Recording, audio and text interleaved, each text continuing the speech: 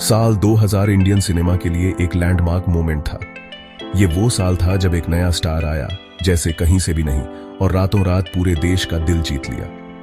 ये स्टार थे ऋतिक रोशन। उनकी डेब्यू फिल्म कहो ना प्यार है सिर्फ एक मूवी नहीं थी, ये एक कल्चरल फेनोमेनन थी। राकेश रोशन ने इसे डायरेक्ट किया, एक परफेक्ट लॉन्च पैड। इसने दिखाया वो सब कुछ जो एक लीडिंग मैन दे सकता था। फिल्म करीब 10 करोड़ रुपए के बजट में बनी थी। बॉक्स ऑफिस पर 80 करोड़ रुपए से ज्यादा कमाई हुई। इस सक्सेस ने ऋतिक को एक अलग लीग में खड़ा कर दिया।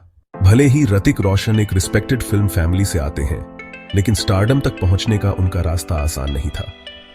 ऋतिक के बचपन के दौरान उनके पापा एक स्ट्रगलिंग एक्टर और डायरेक्टर थे, जिससे फैमिली को बहुत फाइनेंशियल प्रॉब्लम झेलनी पड़ी।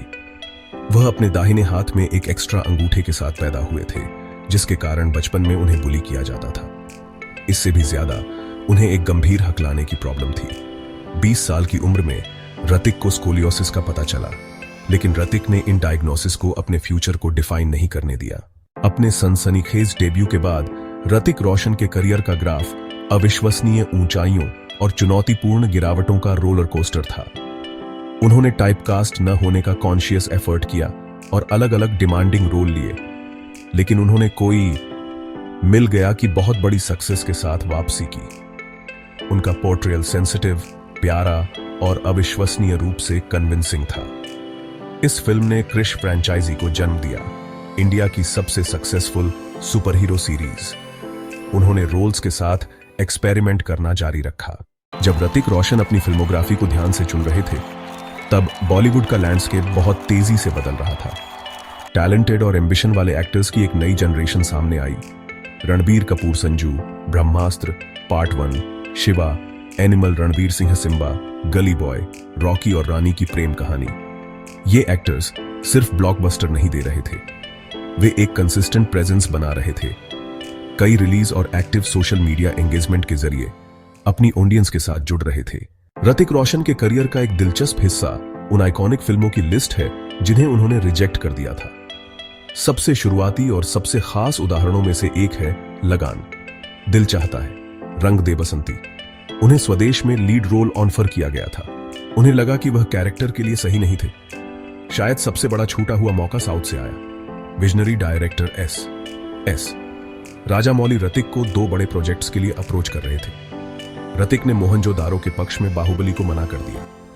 बाद में यह फैसला बड़ी गलती साबित हुआ। साल 2019 उनके लिए शानदार था।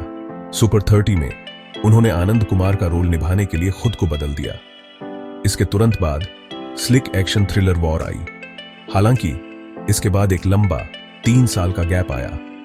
उनकी अगली रिलीज 2022 में विक्रम वेधा के साथ आई।